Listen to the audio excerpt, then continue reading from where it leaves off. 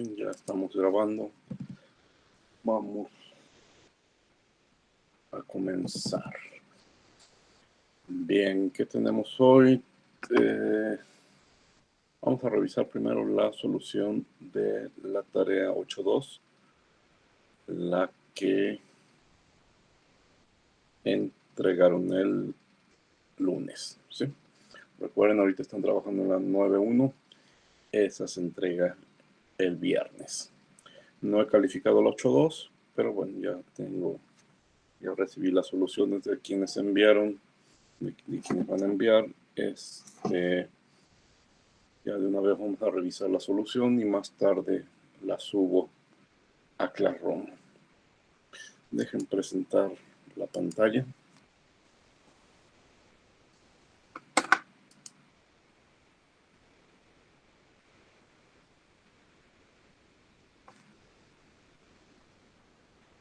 Profe, Sí, si tenemos dudas de la 9.1, ¿te las preguntamos ahorita o al final? ahorita que termine de revisar la 8.2, me preguntan de la 9.1. Ok, gracias, profe.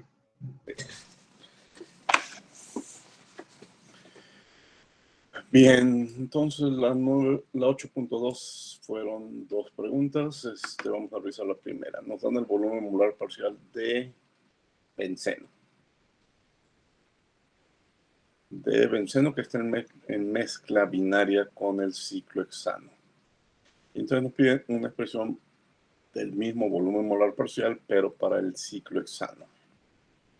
Y nos dan la densidad del ciclohexano, en otras palabras, su inversa, pues es el volumen específico del ciclohexano como sustancia pura. Bien, entonces aquí les decía, ya habíamos comentado en clase anterior, pues la idea es aplicar la ecuación de Gibbs-Duhem. Esta es la ecuación de Gibbs-Duhem. Bueno, ya cuando la desarrollamos para volumen molar parcial y para mezcla binaria, pues los moles de 1 por el volumen molar parcial de 1 más los moles de 2 por el volumen molar parcial de 2 tiene que ser 0. Si sustituimos el concepto de volumen molar parcial y si modificamos los moles a fracciones mol y después si dejamos en función de solamente una de las fracciones mol, quitando x2, sabiendo que es 1 menos x1, pues llegamos a la ecuación 2. Nosotros conocemos el volumen molar parcial y por lo tanto conocemos esta derivada, cambio del volumen molar parcial respecto a x1. Bueno, la realizamos, tomamos 1, la derivamos respecto a x1 y tenemos la ecuación 3. Y ahora sí sustituimos el resultado de la 3 en la 2 para despejar lo que desconocemos, el cambio del volumen molar parcial 2 respecto a x1. ¿Sí? Entonces, sustituimos 3 en 2, despejamos lo que nos interesa y eso lo reducimos algebraicamente porque tiene muchos términos que se pueden reducir y nos queda algo muy simple del 5.28 por x1. Bueno, pues lo que nos preguntan es el volumen molar parcial de 2, entonces despejamos el diferencial e integramos. La integral está muy sencilla, solamente también ya lo habíamos platicado en una clase anterior, pues esa integral nos queda en función de una constante de integración.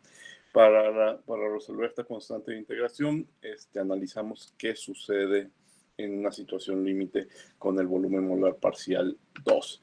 Si x1 es igual a 0, es decir, que x2 es igual a 1, entonces el volumen molar parcial 2 pues es prácticamente igual al volumen 2 como sustancia pura, y es precisamente el dato que nos lo dan en forma de densidad. Despejamos, sustituimos condiciones y nos damos cuenta que la constante es el volumen de 2 del ciclohexano como sustancia pura. Yo tengo ese dato que es la densidad, 0.768. Bueno, la densidad son gramos sobre centímetros cúbicos. Lo acomodo de forma en que me queden centímetros cúbicos sobre mol, porque toda la ecuación está en base mol. Ya que tengo la C en las unidades adecuadas, pues ya nada más sustituyo la C en la ecuación que había integrado y este es el resultado que me pedían, el volumen molar parcial de 2, obtenido gracias a la ecuación de Gibbs-Duhem. ¿Alguna pregunta?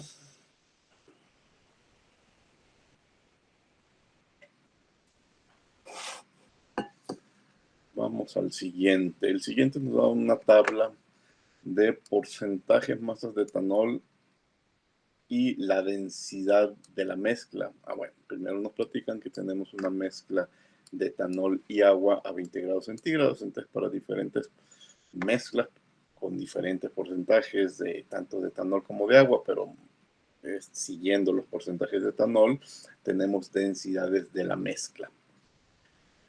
Bien, a partir de esos datos nos piden que obtengamos una expresión para el volumen molar parcial del etanol y otra para el volumen molar parcial del agua, y bueno, que grafiquemos contra la fracción mol del etanol, no contra el porcentaje masa ni contra la fracción masa, sino contra la fracción molar del etanol. Y bueno, y luego nos piden un volumen de mezcla para la solución.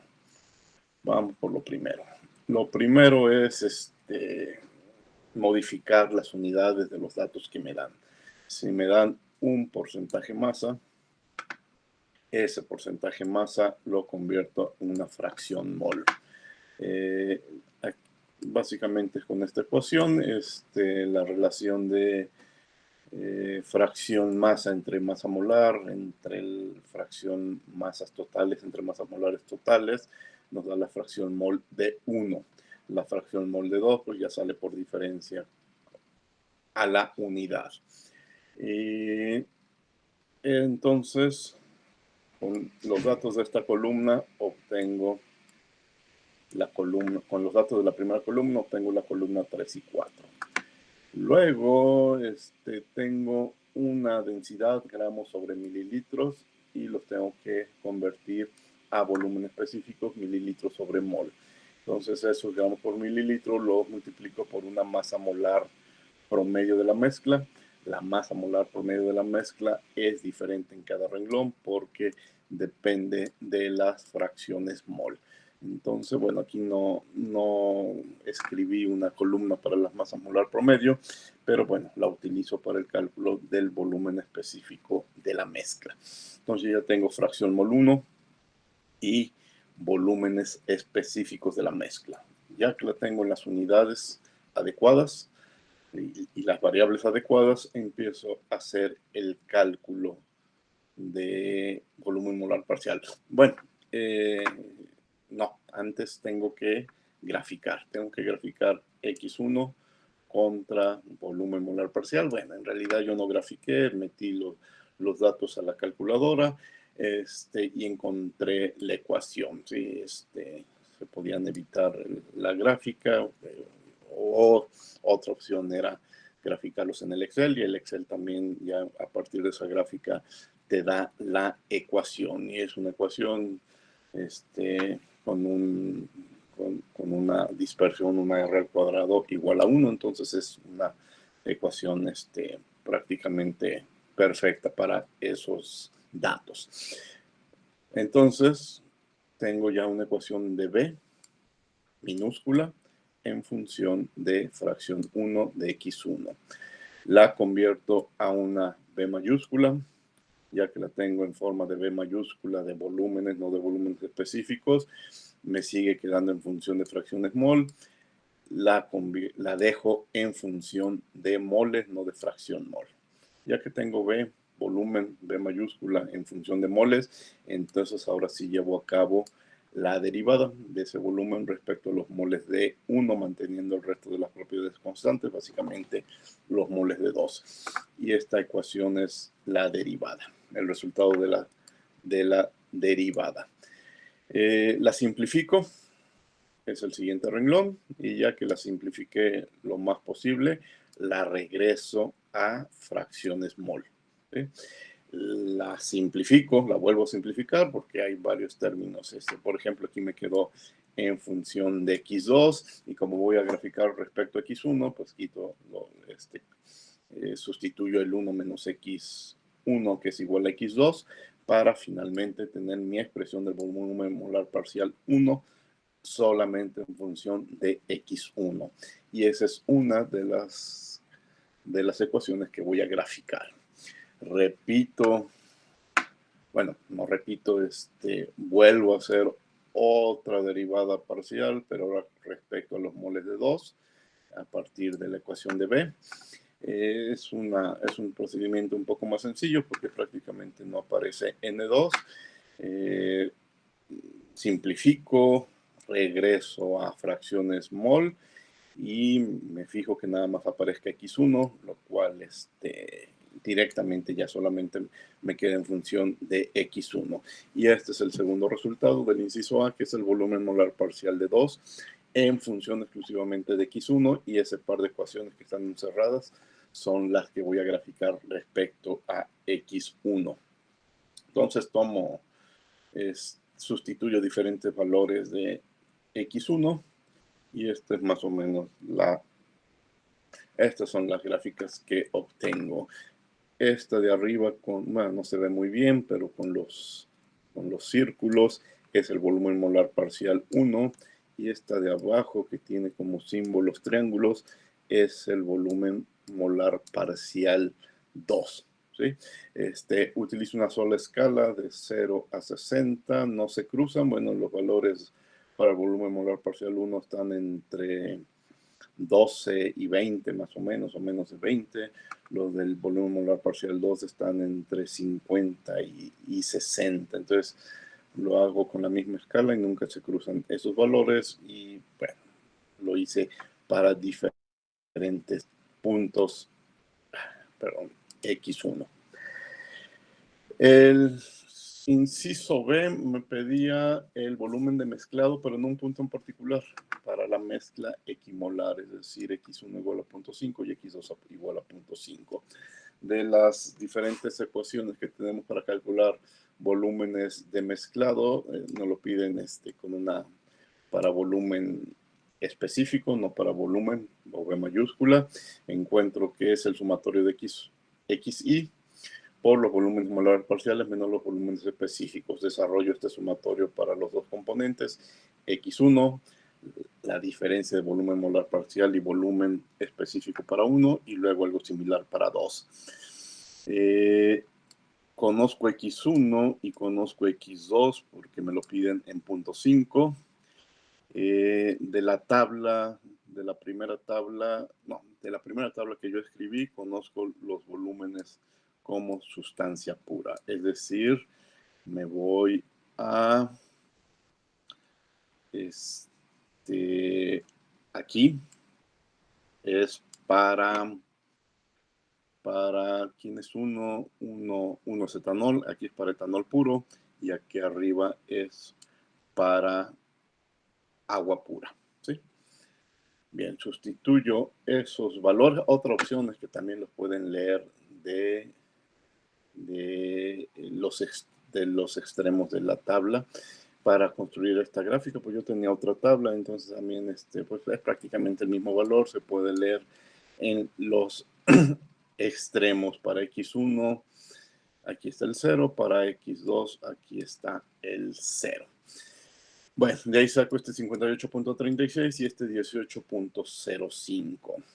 Los volúmenes molares parciales, pues los calculo con las ecuaciones que obtuve del inciso A, sustituyo el punto 5, y este es el par de volúmenes molares parciales. Voy a nada más a sustituir, y el resultado de ese volumen de mezcla es de menos 1.15.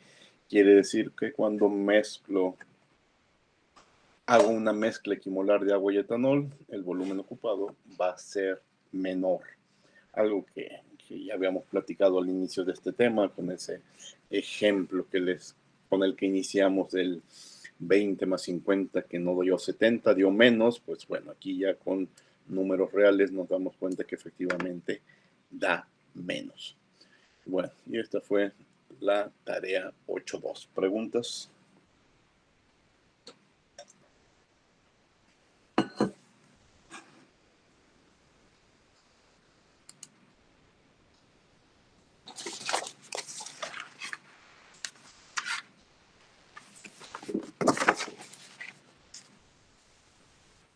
Ahora sí, díganme si hay preguntas del 9.1 entonces.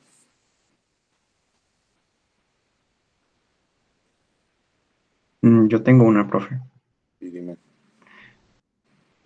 Ya ve que al momento de realizar como el proceso para calcular es del inciso A, para calcular como especie pura. Sí. Bueno, lo hice y me quedó en función de la presión baja. Ah, Entonces mi duda es cómo, bueno, presión baja y la presión del problema. Entonces la presión baja, como dice el problema, que se enfría, pero me piden fase vapor. Entonces no sé si utilizar, es que dice que es 300 Kelvin, o sea, más o menos como pues 27 grados Celsius, ¿no? sí, ma. Entonces esa temperatura la busco como agua líquida. No, lo más sencillo es, mira, la presión es muy alta, 50 atmósferas, y eso te asegura que tienes una mezcla líquida, ¿sí? Con eso no hay problema. Y una presión muy baja, tú tienes que tomar tu resultado en el que supongo que vas y hacer la suposición de que la presión tiende a cero, ¿sí? Y ver dónde se simplifica. Este, Creo que por ahí, ya tú me dirás, tienes unas presiones al cuadrado restando, ¿verdad? Pues uno de esos términos que tiende a cero es muy bajo. Cuando estás restando lo puedes eliminar. También revisa de los ejemplos que hay resueltos, y otra opción para simplificar es restar el logaritmo de esa presión baja de ambos lados de la ecuación, y vas a poder eliminar los términos de presión baja. Entonces, fíjate en los ejemplos resueltos, siempre se hace lo mismo. Haz eso, resta logaritmo de la presión baja de ambos lados de la ecuación y te simplifica una parte, ¿sí? Y luego haz la suposición que esa presión realmente es muy baja, que tiende a cero, y cuando la comparas con la presión del problema, también algunos términos se van a eliminar, ¿sí? Se van a reducir. ¿De acuerdo? Pero si me quedó logaritmo natural de esa presión baja. Si te quedó logaritmo natural, para eso antes de hacer la presión baja cero, a ambos lados de la ecuación, réstale, que no tendría consecuencias, réstales el logaritmo de la presión baja. Y entonces, con esos términos extras y aprovechando las reglas las leyes de los logaritmos, vas a poder simplificar.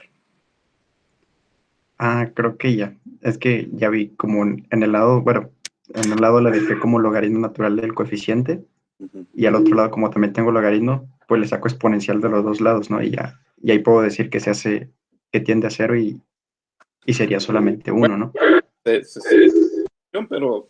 pero antes de sacar exponencial puedes simplificar, restando logaritmos a ambos lados de la ecuación. Vas a ver. Sí, profe. Estoy seguro que de los ejemplos similares que hay en el Koreski, hacen ese procedimiento. Revísalos para que veas que siempre hacen lo mismo para simplificar los términos de presión muy baja. Ok, profe, lo checo. Gracias. ¿Alguna otra pregunta?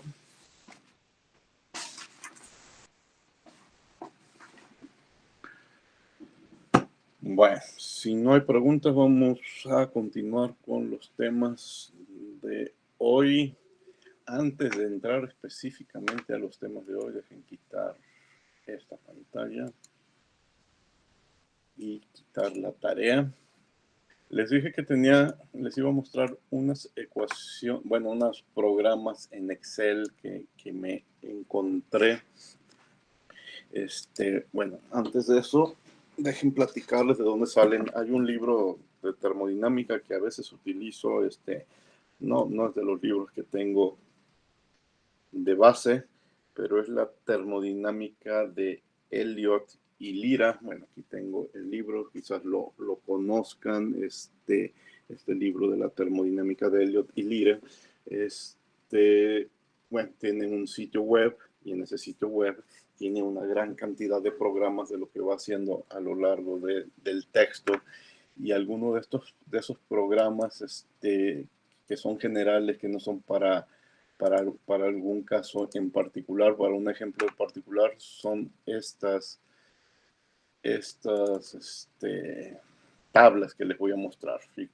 Fíjense, tiene una que se llama resolviendo ecuaciones cúbicas. En esta, ustedes, bueno, lo interesante es que tiene una base de datos muy amplia. Creo que son, vamos viendo,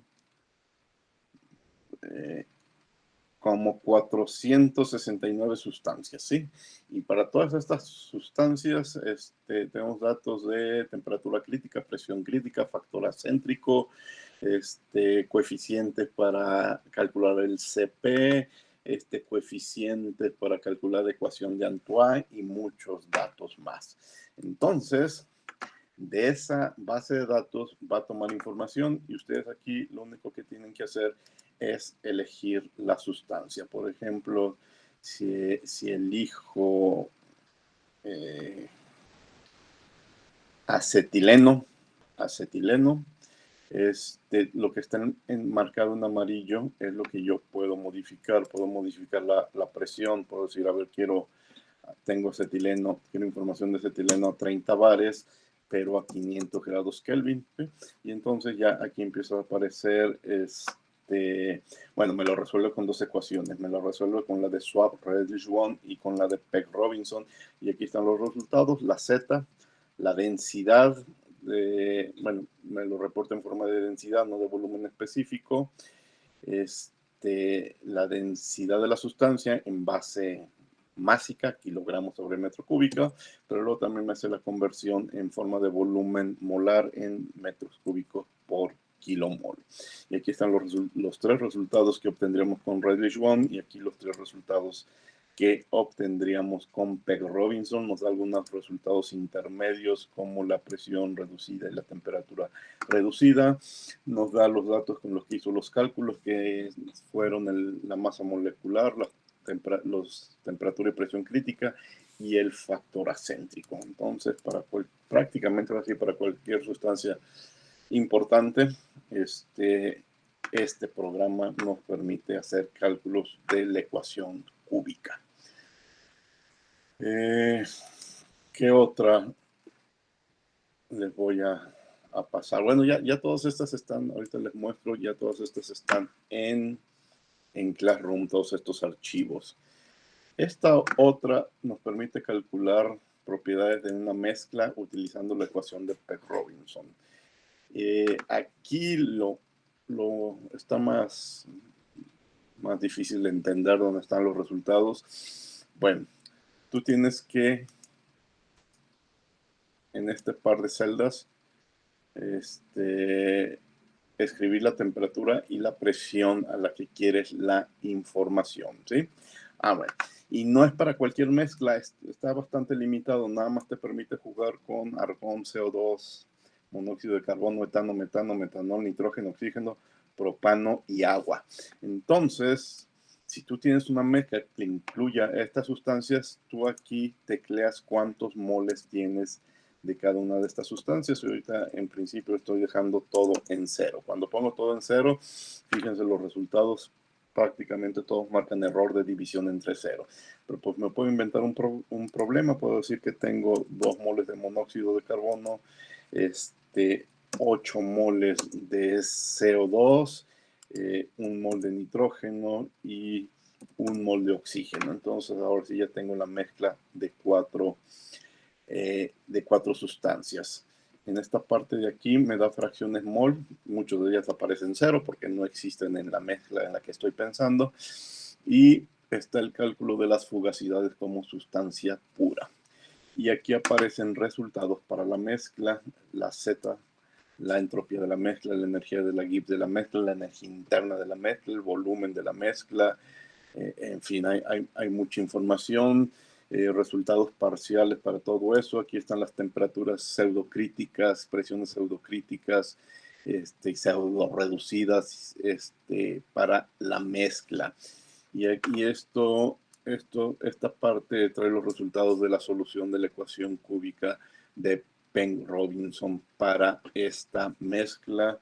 Recuerden que bueno, es una ecuación cúbica.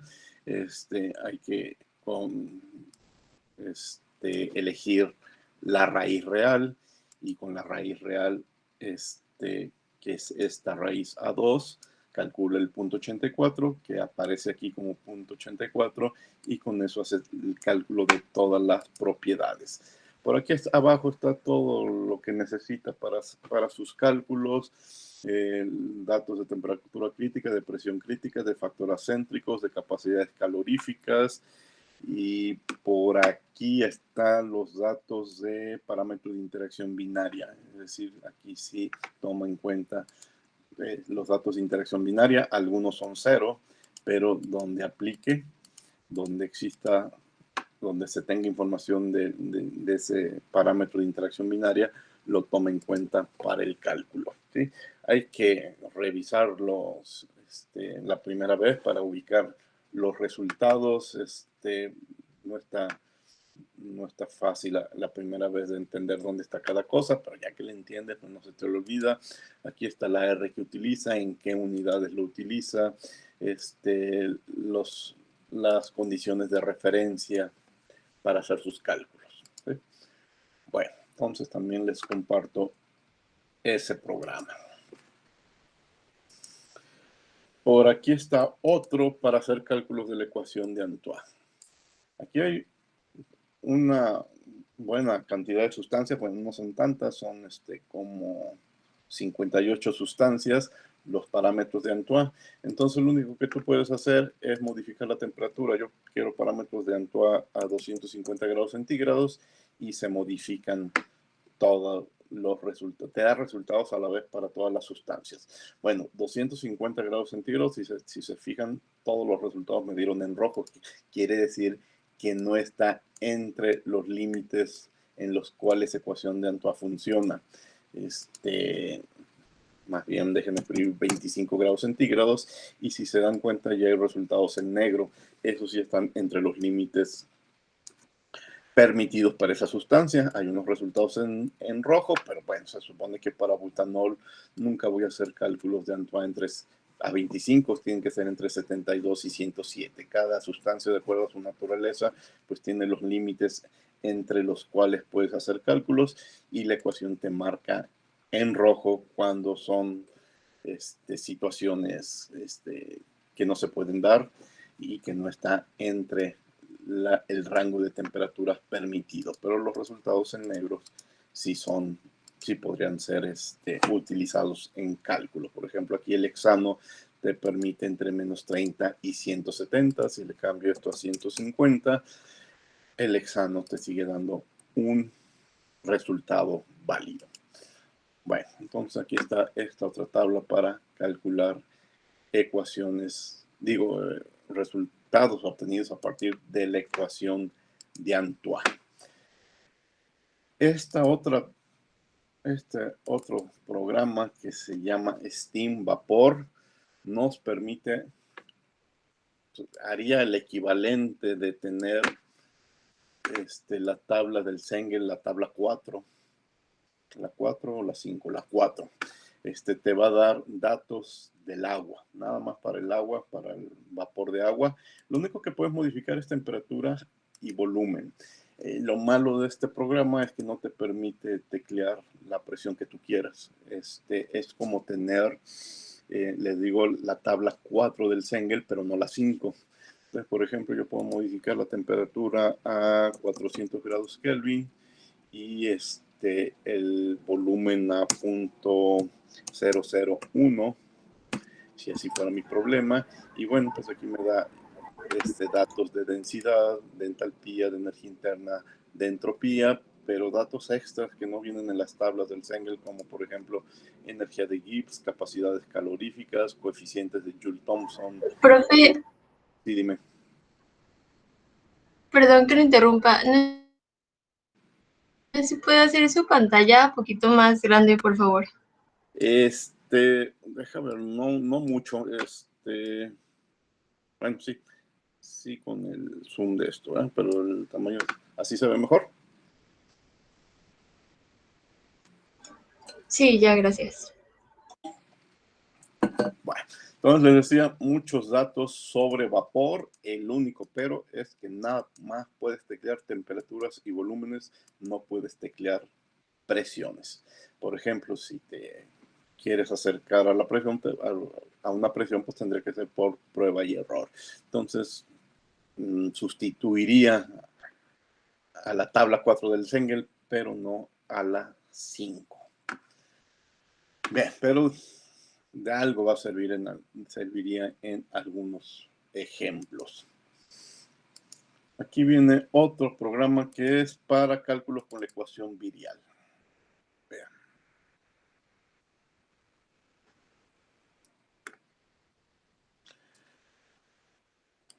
Déjame hacerlo más grande.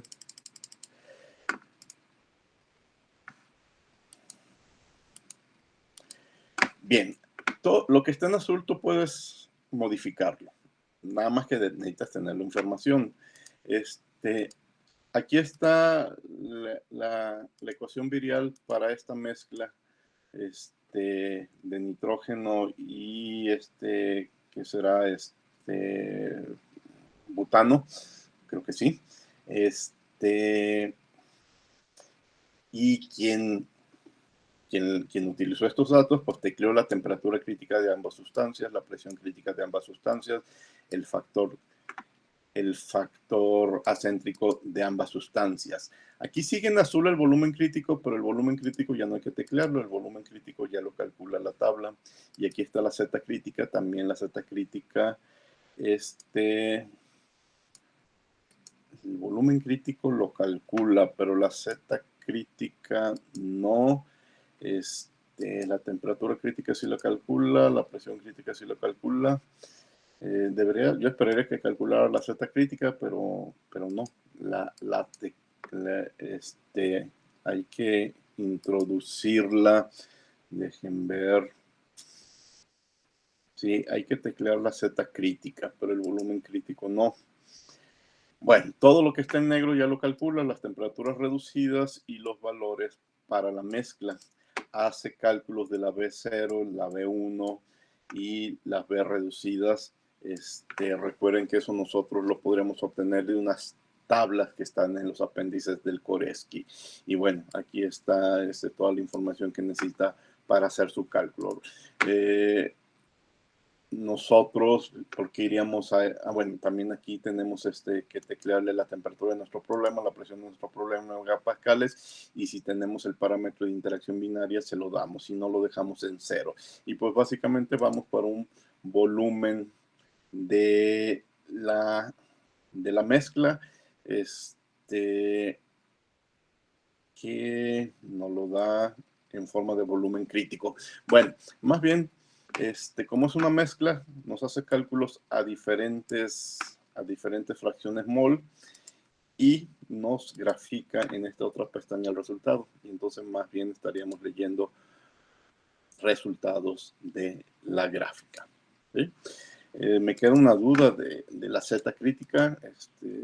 Lo voy a revisar, lo voy a probar con otras sustancias, porque esperaría que lo calculara, si no, a lo mejor lo podríamos modificar, porque si ya tenemos la temperatura crítica, la presión crítica y el volumen crítico, ya no es ningún problema ya tener la Z crítica. ¿No? Pero volumen crítico utiliza G9, que es la Z crítica. Yo creo que sí hay que teclear la Z crítica. Bueno, esa es un programa para utilizar la ecuación virial con un solo parámetro, que es el parámetro B. Bueno, aquí está el parámetro B de las diferentes mezclas, y estos son coeficientes de fugacidad de los componentes, y estas son fugacidades de cada uno de los componentes de la mezcla. Pero yo puedo modificar y teclear otra sustancia. Otro programa que se llama Props, que tiene que ver con propiedades de sustancias, bueno, es más bien una base de datos, ¿sí? Para unas 200 sustancias, Aquí tenemos información de temperaturas críticas, presiones críticas, factores acéntricos, densidades, masas molares, capacidades caloríficas, los parámetros A, B, C y D para el cálculo de capacidad calorífica como gas ideal. Miren, fíjense, aquí está el dato que podríamos utilizar en la ecuación virial. Una columna de zetas críticas, sí, entonces ya se resuelve el problema del programa anterior, porque iríamos a esta base de datos y de aquí estaríamos leyendo la zeta crítica para nuestra sustancia. Algunas entalpías de función y algunas entalpías de vaporización, pero no para todas las sustancias. Los coeficientes alfa y beta que vimos en la red termodinámica también aquí aparecen, entalpías de función, energías de Gibbs de fusión. Bueno, aquí esto es más bien una base de datos, no hay cálculos que hacer y se llama props por propiedades. Ya no me hacen falta otros dos programas que son utilizar la ecuación de estado de Peck-Robinson para diferentes cálculos. Bien, en la primera pestaña podemos utilizar Peck-Robinson para calcular el estado de una sustancia pura. Aquí yo tengo que teclear la sustancia que me interesa, metano, teclear su temperatura crítica, su presión crítica y su factor acéntrico. Y luego la temperatura y la presión a la cual quiero tener datos, ¿sí? Y entonces aquí me empiezas a presentar los resultados de las temperaturas reducidas, presión reducidas, pero lo importante son las fugacidades, ¿sí? Esta tabla hay que aprender a utilizarla con cuidado porque si se fijan, me da zetas, me da volúmenes y me da fugacidades, pero me las separa en dos partes. Hay problemas en donde las tres raíces van a ser reales. Si para mi problema las tres raíces son reales, va a aparecer información, como en este caso, en esta zona que estoy sombreando. Pero hay otros problemas que de acuerdo a los datos solamente va a haber una raíz real. Entonces aquí arriba no va a aparecer información y aquí abajo sí van a aparecer números, ¿sí? El primer número sería Z, el segundo el volumen y el tercero la fugacidad. El detalle es cuando me aparecen tres datos, ¿a qué se refiere? Aquí hay que tener más información sobre la sustancia, sobre el caso que estamos trabajando, porque uno de estos tres datos lo vamos a tener que desechar y otro va a corresponder a la fase vapor y otro va a corresponder a la fase líquida. Pero ahorita no puedo decir automáticamente cuál va a ser cuál, ¿verdad? Y lo más seguro tendría que analizar el problema, la situación, información que tenga del metano, pero lo más seguro es que no alcance a calcular la fugacidad, sea un dato que no sería un dato que no es información física válida, pero sí, de estos dos, uno debería de corresponder al líquido saturado y otro debería de corresponder al vapor saturado. Pero sí hay que hacer un análisis fuera de esta página ya con nuestro problema para ver cuáles resultados tienen sentido, tienen lógica. Es algo que no nos lo va a decir el programa. Eso ya nos toca a nosotros analizar en el contexto del problema que estemos resolviendo. Pero en principio tenemos información. Hay problemas donde caemos en la región de una sola raíz real y pues directamente sabemos que va a corresponder a la fase gas, a la fase vapor. ¿De acuerdo? Bueno, esta segunda pestaña que se llama props, me va a dar simplemente, de aquí toma información para hacer sus cálculos, me da información de presiones críticas, de factores acéntricos y de coeficientes capacidad calorífica, y con eso calcula fugacidades, entalpías, energías internas, entropías, deltas H, deltas U y deltas S. Si se fijan, estas deltas es respecto al gas ideal, es decir, son propiedades de lo que vamos a ver hoy, propiedades de exceso, aunque si se trata de un gas, pues van a ser las propiedades de desviación que ya estudiamos hace algunas clases. Aquí hay datos de propiedades críticas para que nosotros tecleemos. Y aquí vienen las instrucciones de qué es lo que encontramos en cada pestaña. Aquí van a ser datos y aquí van a ser cálculos, ¿sí? En esta ref state va a ser para calcular el estado de referencia que vamos a utilizar en nuestros cálculos. No son tablas sencillas de leer, de entender, pero los cálculos tampoco son sencillos, entonces sí hay que dedicarle tiempo a entender qué es lo que está haciendo cada uno de estas casillas. Incluso, pues está haciendo con Peg Robinson, pero ustedes, si les interesara otra ecuación, tomen la idea, revisen el tipo de cálculos que está haciendo y aplíquenlo para cualquier otra ecuación de estado. Ya está muy fácil adaptar estas tablas a cualquier otra ecuación de estado. Y algo similar encontramos en este último programa que también es para Peg Robinson, pero Peg Robinson, cálculo de fugacidades para mezclas. Este programa también está algo limitado porque nada más me deja 3 renglones, es decir, yo puedo borrar el pentano, el hexano y el heptano y escribir mis propias sustancias, pero nada más me limita a 3. Necesito información de Z crítica, temperatura crítica, presión crítica, factor acéntrico y coeficientes de corrección, si los tuviera, si no se queda en 0. Si tuviera una mezcla de 2 sustancias, pues el tercer renglón lo dejo en ceros, y ya nada más lleno datos para la primera sustancia y para la segunda sustancia. Entonces lo que está en azul yo lo puedo modificar. También aquí tengo que escribir entonces la temperatura y la presión de mi mezcla.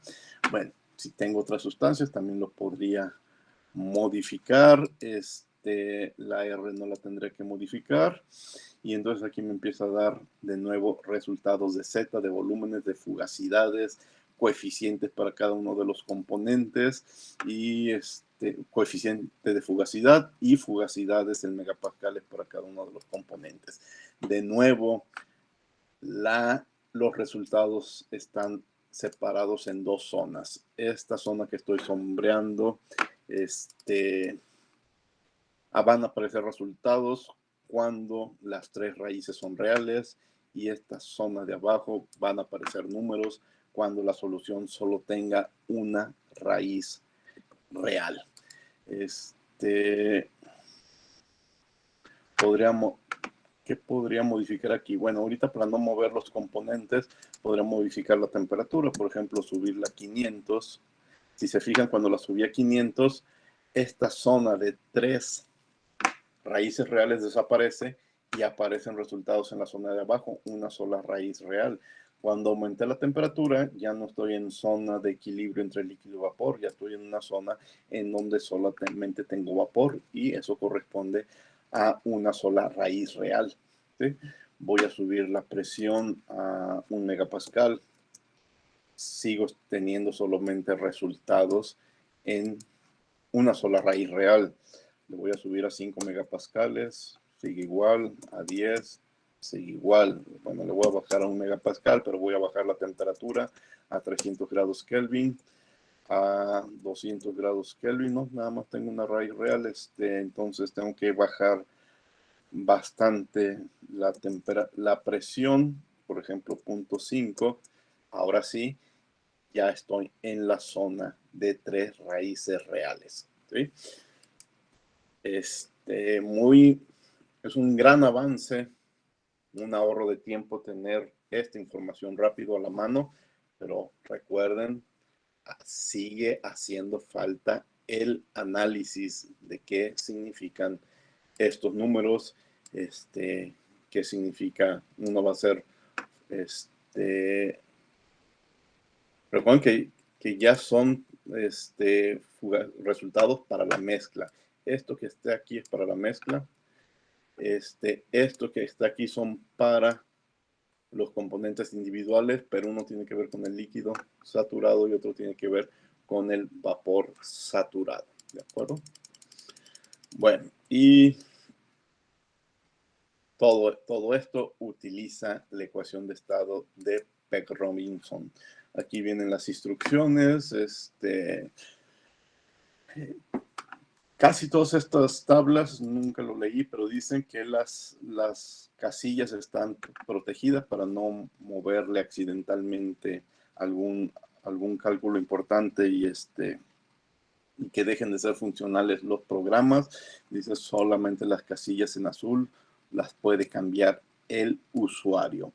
Pero bueno, nos recuerda lo que les acabo de decir. Estas hojas de cálculos pueden ser ya fácilmente modificadas para diferentes ecuaciones de estado. Ya con que nos regalen este trabajo para una ecuación de estado, ya es un gran avance de lo que yo tendría que hacer para adaptarlo a otra ecuación de estado. Básicamente lo difícil en estas tablas es resolver la ecuación cúbica, ¿sí? Entonces, en toda esta parte de abajo, aquí viene, es la solución para la ecuación cúbica. Incluso este programa lo hace utiliza los dos métodos. Si un método, si solo tengo una ecuación, una raíz real, y otro método si tengo las tres raíces reales. Bueno, pues estos son los programas que les quería mostrar. Ya está en ustedes el aprender a usarlos, el aprender a interpretarlos. Son 2, 4, 6, 8 programas en Excel, donde los subí en Classroom. Si vamos a Classroom, no, como son de diferentes temas, mejor lo que hice fue en el capítulo 0, que se llama la presentación del curso, incluí una sección que se llama programas Excel y Python. Y ahí mismo subí los programas Python que les había platicado en clases anteriores, los de interpolación, los de Peck-Robinson, Redlich-Swan, gas ideal, reglas de mezclado. Bueno, todos esos programas en Python ya también se los había platicado, los subí a esta sección de Classroom junto con las ecuaciones, las tablas de Excel que acabo de platicar. Entonces están en la sección 0 del curso. ¿De acuerdo? ¿Preguntas?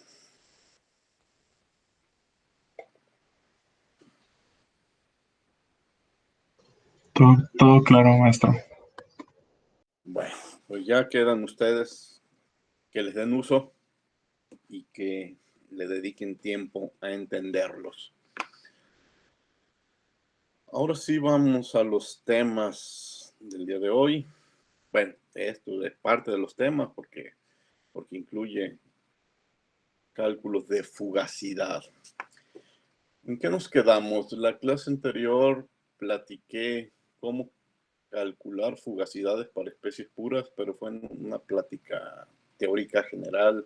Llegamos a una ecuación y esa ecuación platicamos bueno, más bien llegamos a esta ecuación y platicamos que es una buena idea, pero que tiene un error importante porque los cálculos nos quedan no a la presión del problema, sino a la presión de saturación, pero luego presentamos la corrección de Poynting, que nos viene a corregir esa diferencia de presiones y demostramos que esa corrección de Poynting puede llegar a ser importante a presiones altas o quizás despreciable a presiones bajas. Ya también nos toca a nosotros analizar el problema y determinar si de veras hacemos o no algo por incluir la corrección de Poynting. Platicamos que la constante de Henry es una función de la temperatura y la presión, y si la presión de mi problema es diferente a la presión de la constante de Henry que yo saqué de tablas, hay que hacer la corrección. También hablamos de la ecuación de Gibbs-Duhem, que la podemos aplicar para el cálculo de coeficientes de actividades. Ahorita acabamos de revisar una tarea donde utilizamos Gibbs-Duhem para el cálculo de propiedades molares parciales, pues el mismo procedimiento o algo similar lo podría aplicar para coeficientes de actividad. Y aquí nos quedamos. Antes de continuar, vamos a revisar un ejemplo de cálculo de fugacidad de un líquido puro.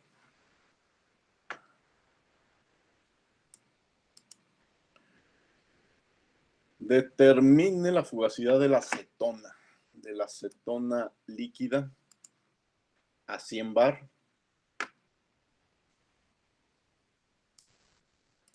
Acetona líquida a 100 bar y 382 grados Kelvin.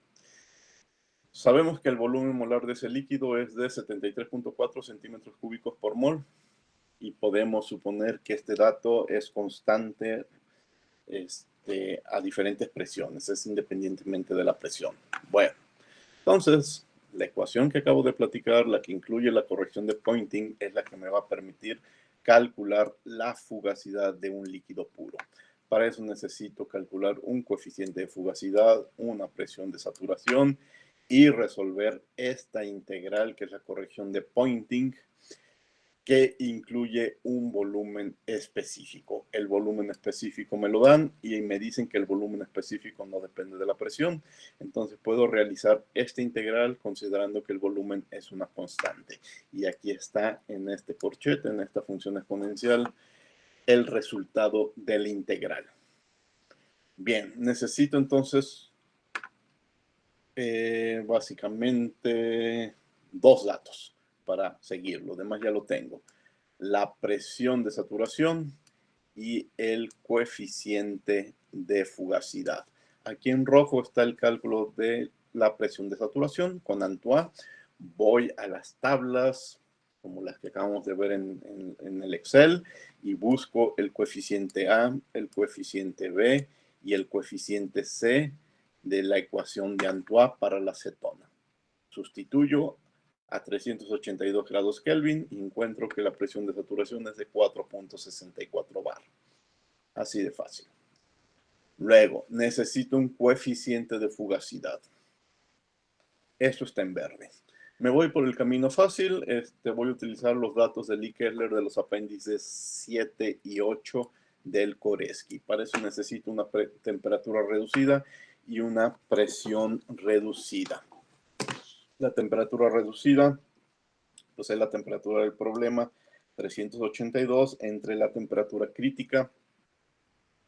Voy a tablas de nuevo y busco una temperatura crítica para la acetona que fue de 508.1. No anoté el resultado, pero da aproximadamente 0.75. Hago lo mismo para la presión reducida. La presión la presión reducida. La presión en la presión reducida tiene que ser la presión de saturación. Si se fijan, estamos buscando el coeficiente de fugacidad, pero la presión de saturación, no a la presión del problema. Entonces la presión de saturación es 4.64. Busco en tablas la presión crítica de la acetona y encuentro el 0.0069. En las mismas tablas tengo el factor acéntrico. Me voy a las tablas del apéndice C7 y C8 y encuentro el coeficiente a la 0, encuentro el logaritmo del coeficiente a la 1. Coeficiente a la 0 más factor acéntrico por coeficiente a la 1 me da el logaritmo del coeficiente de la acetona. Despejo, es más, con función exponencial, quito el logaritmo y encuentro que el coeficiente de fugacidad es de 0.904. Dirán, no está tan lejos del 1, pero bueno, no hubiera sido un error utilizar el 1 de gas ideal. El resto de los datos, el volumen específico es dato del problema y necesito una R con la cual decido en qué unidades voy a hacer mis cálculos y pues lo hago con la R de 8.314 en Joule sobre mol grado Kelvin. Sustituyo todas las los datos, la presión del problema, recuerden que es de 100 bares y la temperatura del problema 382 grados Kelvin. Entonces ya aquí abajo simplemente está la sustitución de toda esa información y el resultado de la fugacidad es de 5.23 bares. Así de Maestro, fácil está obtener. Sí, dime. perdone. ¿Por qué logaritmo base 10 y no logaritmo natural? De igual manera, ¿podremos usar el natural en el Este, logaritmo de la fugacidad? podrías utilizar cualquiera de los dos, pero las tablas de Lee Kessler están en logaritmo decimal. Ok, Entonces me adapto a las tablas. Pero si yo bien. encuentro otras tablas que lo hicieron en logaritmo neperiano, eso no me importa, ¿sí? Aquí lo que sí, como estoy leyendo de unas apéndices, no estoy yo resolviendo, entonces tengo que seguir por la decisión de Lee Kessler de hacerlo en logaritmo decimal, ¿sí? Correcto, gracias. ¿Alguna otra pregunta?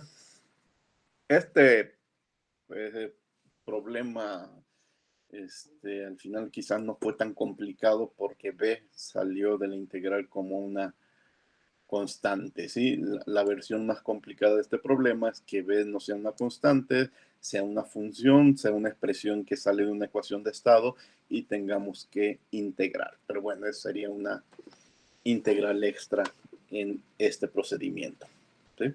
Profe, Sí, dime. tengo una pequeña duda.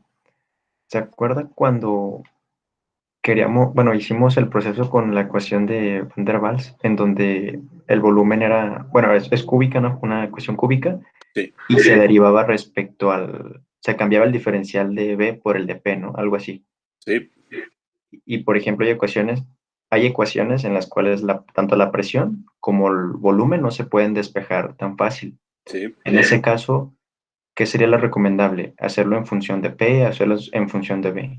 Sí, te refieres a esta parte de aquí, ¿sí? Si a fuerzas tuvieras que hacerlo con Van der Waals o con Redlich-Swan, entonces lo que yo te recomendaría es primero obtener el diferencial de P de Van der Waals, te va a quedar una expresión en función del volumen, multiplicarlo por el volumen entre RT, y entonces te va a quedar una ecuación diferente, pero por dB, ¿sí? Entonces, esa ecuación para dB es la que vas a integrar. Obviamente tienes que modificar los límites de integración. Tiene que ser al volumen, desde el volumen de saturación hasta el volumen específico de tu problema, que pues obviamente asociado a P, y esa es la integral que tienes que resolver. Eso sí, a fuerzas lo tienes que hacer con una ecuación cúbica. Lo otro que yo haría es mejor me voy por la ecuación virial. Por ejemplo, al menos la ecuación virial con un parámetro B, tengo información suficiente, datos suficientes para realizarlo. Entonces sustituyo la virial respecto a P y la integro, ¿sí?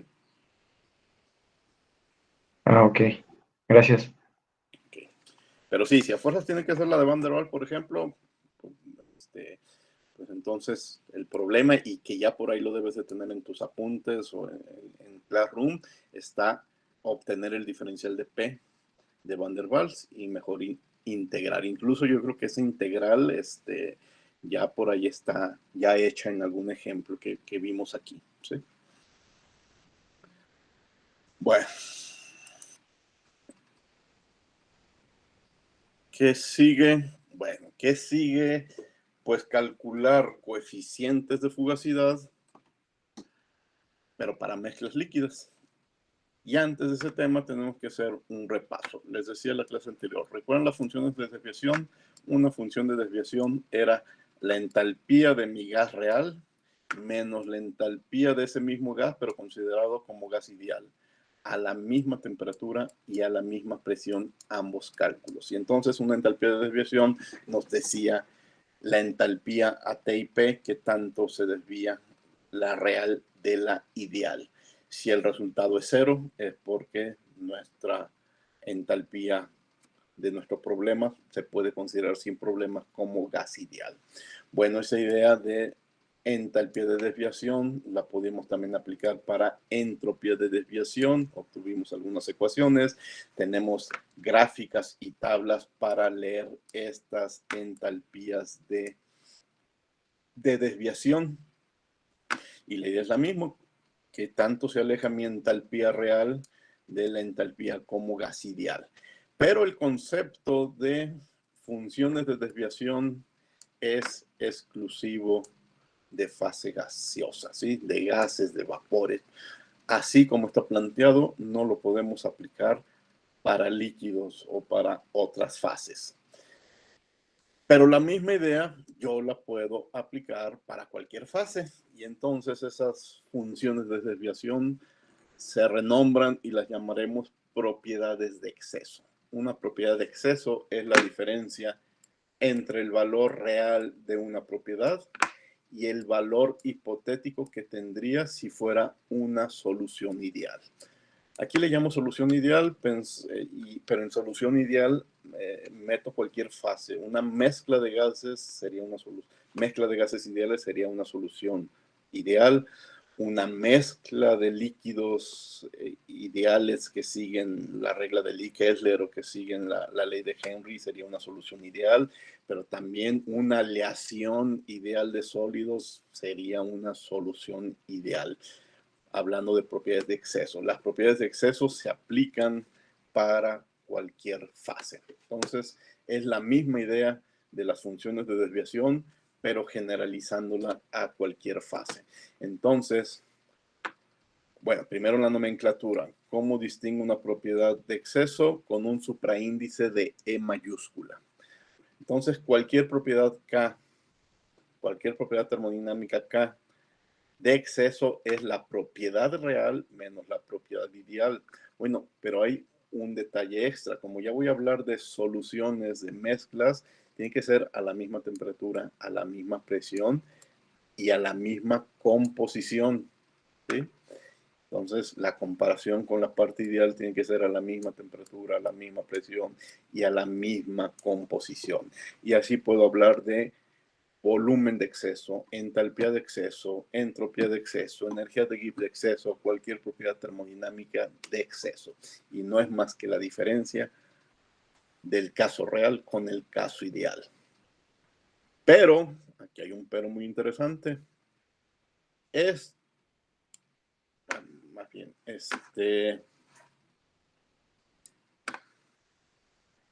bueno, espérenme, ahí viene el caso, mejor vamos por partes.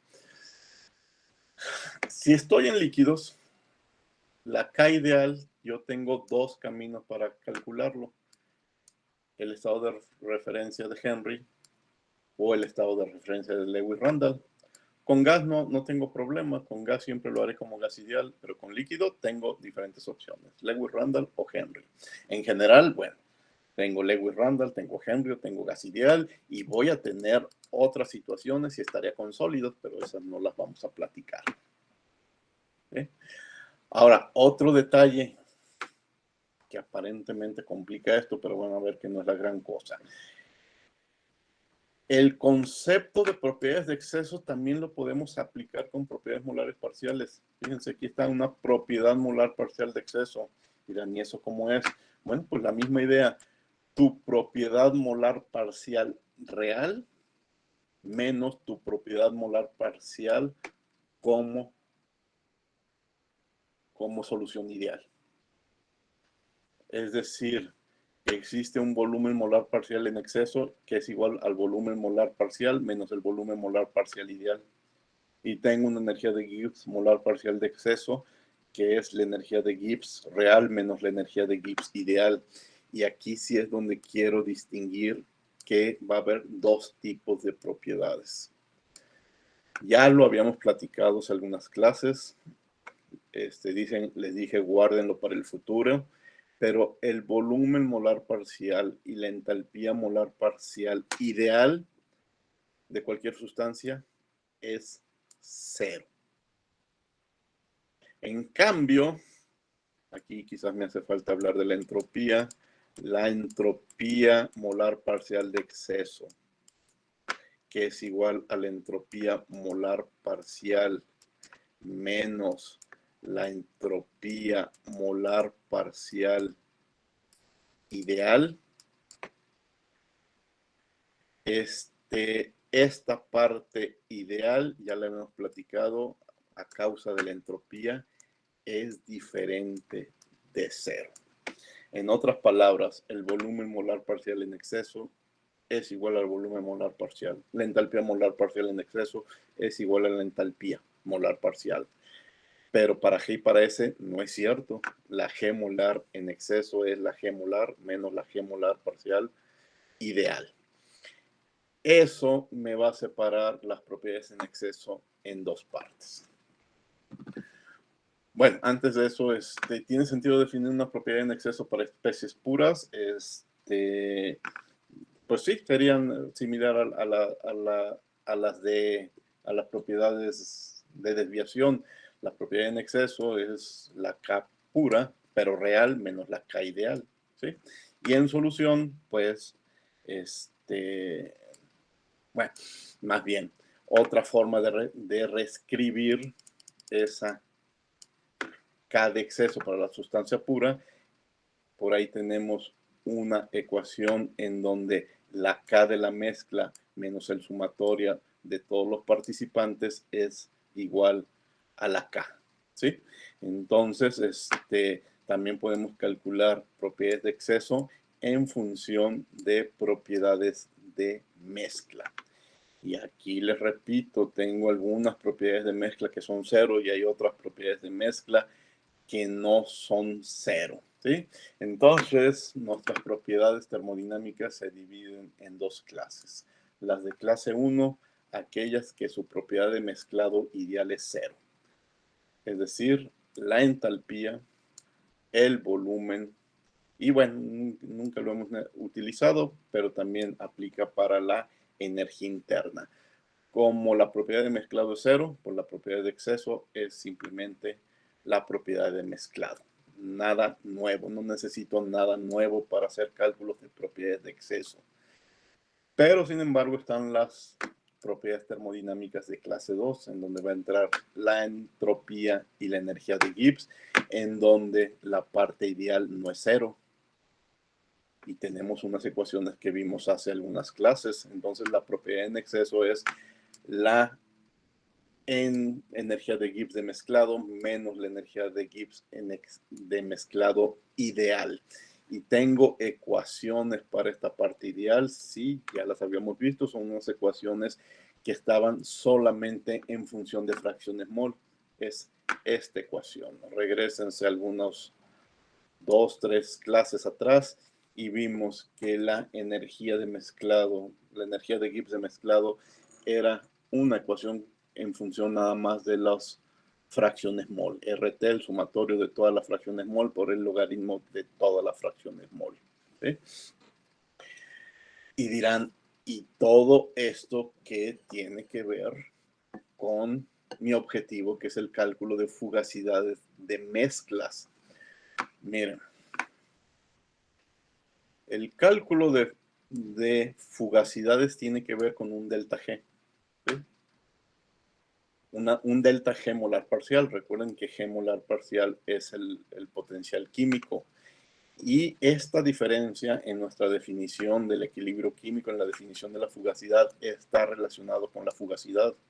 Entonces, si estos deltas G son la propiedad molar parcial en exceso, entonces la búsqueda de una fugacidad, y aquí está enmascarada como un coeficiente de actividad, se reduce a buscar funciones de la energía de Gibbs molar parcial en exceso. ¿Sí? A esto se va a reducir nuestra búsqueda. Y entonces me voy a dar cuenta ahorita y voy a obtener algunas ecuaciones para calcular propiedades en exceso. Y dentro de esa propiedad en exceso está escondida el coeficiente de fugacidad. Y dentro del coeficiente de fugacidad está la fugacidad. Por eso es necesario entender todas estas propiedades de exceso, en particular la G de exceso. Ahora, aparentemente tengo que buscar G molares parciales en exceso, pero el coeficiente de actividad para cada especie ahí en la mezcla se puede encontrar de la ecuación anterior, así que solamente necesito modelos para G en exceso, porque G en exceso es el sumatorio de el producto de todas las fracciones mol por todas las G molares parciales en exceso. Se veía ahorita medio complicado el tema porque aparentemente íbamos a tener que buscar G molares parciales, pero no, necesito todas. Y todas por X me va a dar una propiedad, la de Gibbs, en exceso. Y está relacionada con los coeficientes de actividad. Esto es lo que vamos a hacer. Entonces, nuestro problema ahora es de dónde voy a sacar propiedades de Gibbs en exceso. ¿Sí? ¿Cómo encontrar modelos para el coeficiente de actividad utilizando la energía de Gibbs en exceso? Bien. Para empezar, tengo dos caminos. La dificultad extra, porque me puedo plantear algo desde el punto de vista de Lewis-Randall, es decir, cuando X de la sustancia que estoy siguiendo tiende a 1, o puede plantearlo en función de Henry, es decir, cuando X de la sustancia que me interesa tiende a 0. ¿Sí? Y me va a dar resultados diferentes, porque aquí estaría obteniendo un coeficiente de actividad y sin ninguna etiqueta extra, que ya sé que tiene que ver con Lewis-Randall, mientras que aquí estaría obteniendo otro coeficiente de actividad y que sí necesito ponerle una etiqueta para recordar que lo hice siguiendo la ley de Henry. Bueno, entonces aquí tengo que elegir uno de los dos caminos. Voy a obtener la ecuación más sencilla y más famosa por ser la primera, la más sencilla, pero también en la práctica la más mala, siguiendo el camino de Lewis-Randall. Y esa primera ecuación que vamos a obtener el día de hoy, y a la próxima clase hablaremos de otras más que dan mejores resultados, pero que son más complicadas, va a ser la ecuación de Margules.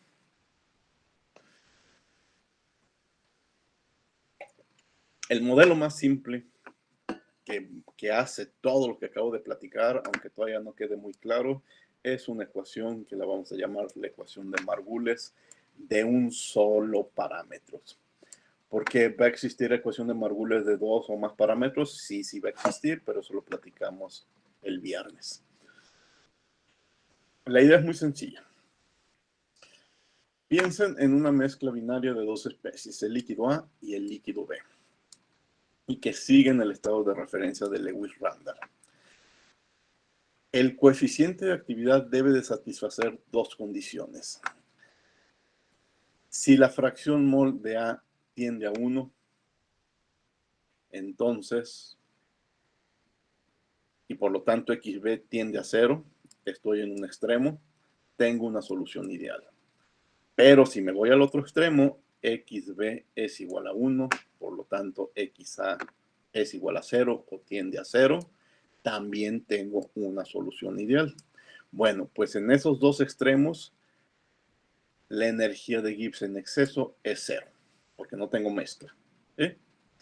Y entonces voy a plantear una ecuación que satisfaga este par de condiciones, pero también satisfaga la ecuación de Gibbs-Duhem. ¿Y cómo se hace? Pues se plantea el modelo más sencillo posible. Miren, dejen ver si en una sola pantalla puedo ver las dos ecuaciones. Sí. Fíjense, sustituyan A1, 1 por 0, 0, Gibbs en exceso 0. Ahora lo contrario, 0 por 1 vuelve a dar 0, Gibbs en exceso 0. Lo que ahorita no estoy demostrando es que aparte esta ecuación satisface la ecuación de Gibbs-Duhem. Eso es un ejemplo que después Koreski les demuestra. Entonces, esta ecuación cumple con las dos condiciones, con ser ideal en los extremos y aunque no lo estoy escribiendo, cumplir con Gibbs-Duhem. Y aquí está mi modelo más sencillo. Todo lo anterior que platiqué que se veía tan complicado, fíjense, se reduce a una ecuación muy sencilla. Energía de Gibbs en exceso es igual a una constante A por la fracción mol X, la fracción mol para A y la fracción mol para B. Ahora, ¿de dónde voy a sacar ese parámetro A? Bueno, no nos queda otra más que datos experimentales para esa mezcla binaria, ¿sí? Lo que sí es que el parámetro podría cambiar con la temperatura y la presión, pero es independiente de las composiciones, es independiente de XA y de XB, ¿sí? Pero sí depende de la presión del problema y de la temperatura del problema. Es decir, si yo hago un experimento para obtener A, en ese experimento me tiene que quedar muy claro cuál es la temperatura y cuál es la presión. Y la A que obtenga solo vale para ese par de datos. Bien, ya que hago experimentos, tengo A para mi mezcla, ¿cómo puedo despejar el coeficiente de fugacidad o la fugacidad? Pues ya está muy fácil. Fíjense. Esa ecuación de Margules está aquí adentro. Es esta. Está aquí, ¿sí? Entonces, para que se convierta en una G molar parcial, la tengo que derivar respecto a N. ¿Sí? Bien, pues entonces sustituyo. Aquí está la A. Las X las convertí a moles. Aquí están adentro. Derivo respecto a los moles de A. No está tan difícil. Y esta es mi energía de Gibbs molar parcial, ¿sí? Esta N, B entre moles totales al cuadrado se convierte en esta XB al cuadrado. Bueno, y aquí el autor se equivocó. Esta es una A mayúscula, ¿sí? Entonces, la energía de Gibbs molar parcial es A por XB al cuadrado y es igual al logaritmo de RT logaritmo, es igual a RT logaritmo del coeficiente de fugacidad. Despejen el coeficiente de fugacidad y se acabó. Y dentro del coeficiente de fugacidad, despejen la fugacidad y se acabó. Así de fácil está el problema. Repitan lo mismo para B y tienen una ecuación similar. Entonces, ecuación de Margules de dos parámetros es la opción más simple para empezar a tener fugacidades de mezclas líquidas. Me voy a adelantar un poco, ahorita regreso a esto que está aquí. Pero Margules tiene un problemita. Es una ecuación simétrica, ¿sí? A por XA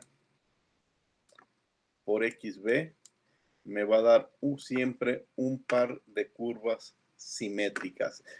Lo que pasa es que piensen en esto. Yo escribí XA y XB.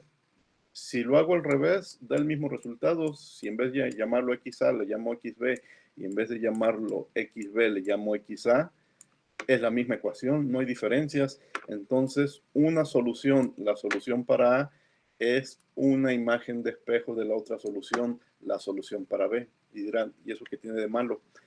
Que la naturaleza no actúa así. Las especies químicas reales, a excepción de coincidencias y de casos muy especiales, muy específicos, la sustancia A no se va a comportar de manera similar a la sustancia B. Los problemas reales no son simétricos. La sustancia A se comporta de esta forma y la sustancia B se comporta de esta otra forma y las curvas no son imagen de espejo de otra. Entonces, esta es una ecuación simétrica que muy pocas veces refleja la realidad y esta es una ecuación no simétrica que es como las sustancias químicas generalmente actúan. Entonces, nuestra ecuación de Margules es muy, muy sencilla, pero pocas veces va a reflejar la naturaleza. Me adelanto la próxima clase. ¿Qué vamos a tener que hacer? Pues buscar modelos que no son simétricos. Y como se pueden dar cuenta por la cantidad de símbolos, pues las ecuaciones se complican. pero eso lo analizamos la próxima clase. Me regreso a lo que algo que me hacía falta. Recuerden, Margules es muy sencilla. La acabamos de obtener en 3 renglones, pero no refleja la realidad por ser una ecuación simétrica. La realidad, la naturaleza química de las sustancias, de las mezclas binarias y sobre todo de más de 2 componentes es asimétrica. Pero bueno, antes de eso, un detalle. Si yo desarrollo una expresión para G con todo lo que he platicado ya en varias semanas, me puedo dar cuenta que una parte de G está dentro de los sumatorios de X y por las G de las sustancias puras. Otra parte de G está en esta expresión para la delta G de mezclado. Déjenme escribirla mejor. Esto es delta G ideal de mezclado. Y la otra parte de G la acabo de encontrar ahora y está dentro de la función de G en exceso. Entonces, fíjense, si desarrollo estas 3 ecuaciones para una mezcla binaria, este sumatorio es X1, bueno, XA por GA más XB por GB.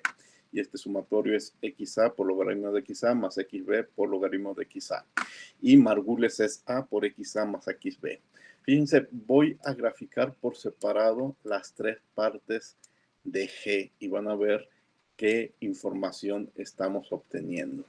Si grafico solamente XAGA más XB por GB, me da esta línea recta 1.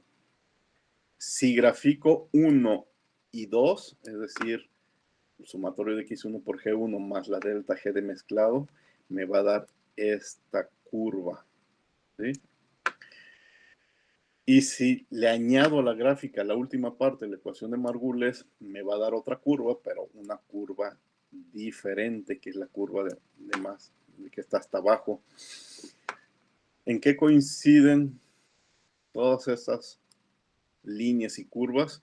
En que todas parten de la energía de Gibbs de la sustancia B como sustancia pura y llegan a la G de A como sustancia pura, ¿sí? Si uniéramos ese par de puntos con una línea recta, sería equivalente a decir que la mezcla se comporta como si fueran sustancias puras, lo cual no es cierto ni en la mezcla ideal. Si hacemos un cálculo como mezcla ideal, entonces ni siquiera esa línea recta es cierta y encontraríamos la curva intermedia, y la diferencia entre la línea recta y cualquier punto en la curva es la delta G de mezcla ideal, es decir, es esta ecuación, ¿sí? Pero ni siquiera esa curva, esa segunda curva, es el caso real, porque el caso real todavía se deforma más por la no idealidad, y las ecuaciones de Margules y las ecuaciones que veremos la clase anterior nos va a decir la desviación real, es decir, esta desviación extra es lo que calcula la ecuación de Margules. Dirán, decimos que Margules es muy malo. Bueno, cualquier otra ecuación que sea mejor nos va a decir la desviación real respecto a la idealidad. Y esta es el auténtico comportamiento, el comportamiento real de nuestra mezcla. Estoy graficando energías de Gibbs contra fracciones mol. La primera línea, la línea recta, conecta simplemente las energías de Gibbs de las sustancias puras. La segunda curva, bueno, la primera curva, la segunda línea, representa la energía de Gibbs de mezcla ideal. Y si se fijan, minimiza la energía de Gibbs y representa la espontaneidad de la mezcla. Y el tercer término sigue representando lo mismo, la espontaneidad, la minimización de la energía de Gibbs, pero ya es una curva real, porque ya incluye la no idealidad de la mezcla. Obviamente aquí les digo, tenemos diferentes opciones. Tengo margules de 2 parámetros, tengo margules de 3 parámetros, tengo ecuación de Wilson, tengo ecuación de Van Laar y tengo muchos otros modelos más complejos que platicaremos la próxima clase. Por fin estamos encontrando curvas que representan el comportamiento termodinámico real de mezclas de líquidos. Pero tuvimos que pasar por mucho trabajo, darnos cuenta que los datos de las sustancias puras no era suficiente. Que hacer los cálculos como mezcla ideal tampoco era suficiente. Y que teníamos que incluir una medida de la no idealidad. ¿Sí? Y ahí vamos. Solamente, les repito, que hay diferentes caminos. Bueno, aquí está lo que les decía de la simetría. Este es un ejemplo que mejor lo platico en la próxima clase porque tiene que ver con otro ejemplo de ecuación de Margules que tengo preparado para la próxima clase. Igual que este otro ejemplo. Bien, ¿qué es lo que sigue? Modelos que no son simétricos para hacer ese cálculo de la no idealidad. Pero antes de hablar de esos modelos, quiero hacer un ejemplo de un sistema que sigue la ecuación de Margules de un parámetro, ¿sí?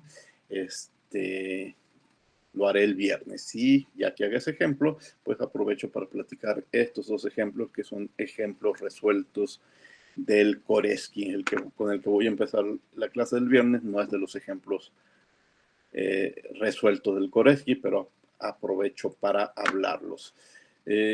Solamente voy a comentar algo. En este tema se vuelve muy importante de dónde voy a sacar información de las ecuaciones para medir la no idealidad. Y experimentalmente parte de la respuesta viene de los casos de dilución infinita. Haciendo experimentos en situaciones de dilución infinita es como me voy a hacer información de los parámetros, ¿sí? Y lo platicamos la próxima clase, cómo es que de esas situaciones extremas de dilución infinita se nos facilita obtener datos de parámetros de esas ecuaciones. Por hoy nos quedamos con ecuación de Margules, ¿sí? De un parámetro, el parámetro A. ¿Preguntas?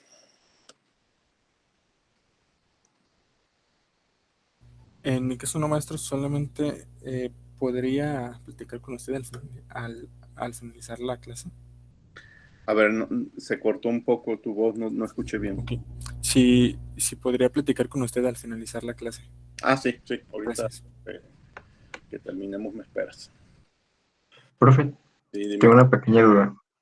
En el gráfico de abajo, Sí. esa diferencia de las líneas, la línea está en dirección de la fracción XA, ¿verdad? Ah,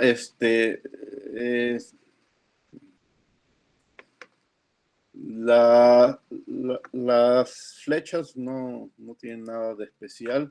Lo que sí tiene de especial es que para cada fracción hay una respuesta diferente.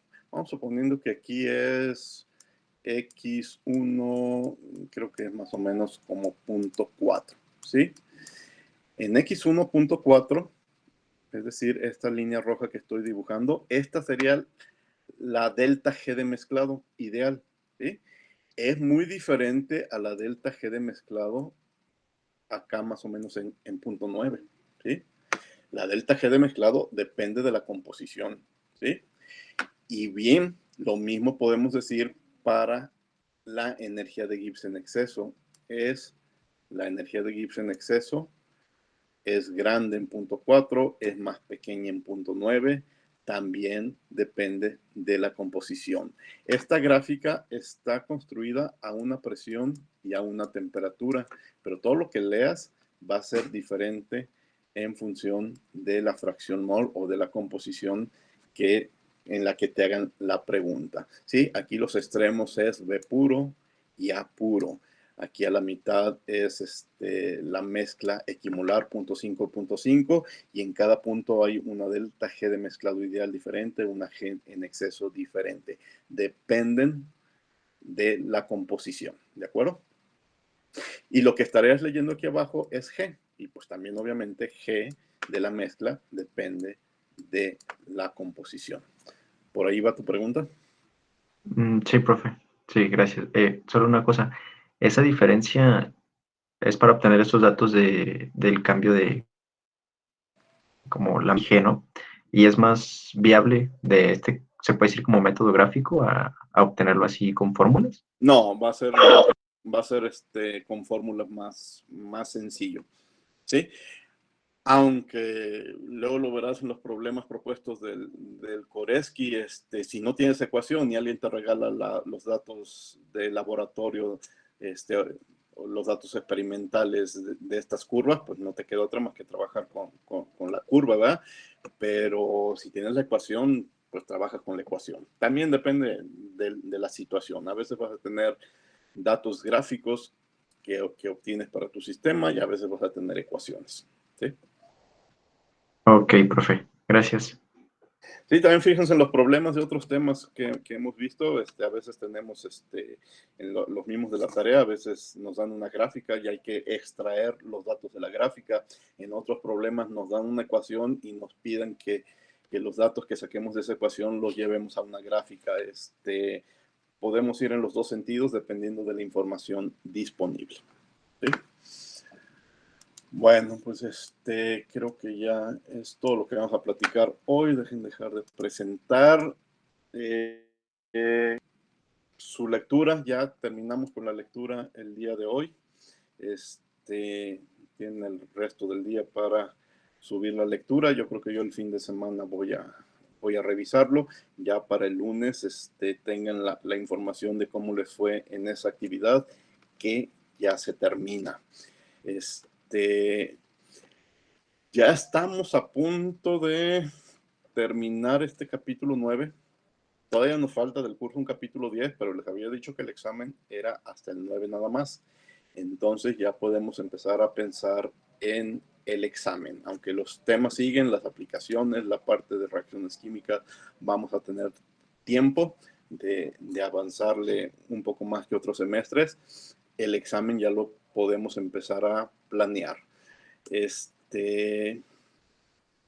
La próxima semana hablamos de eso, ¿sí? Hablamos de fechas.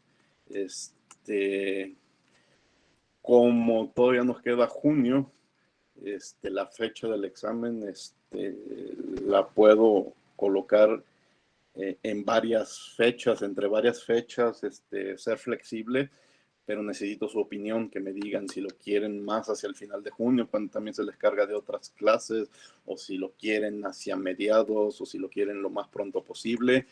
Vayan pensándolo, vayanlo discutiendo entre ustedes, pero sí va a haber cierta flexibilidad de colocar el examen a lo largo de junio.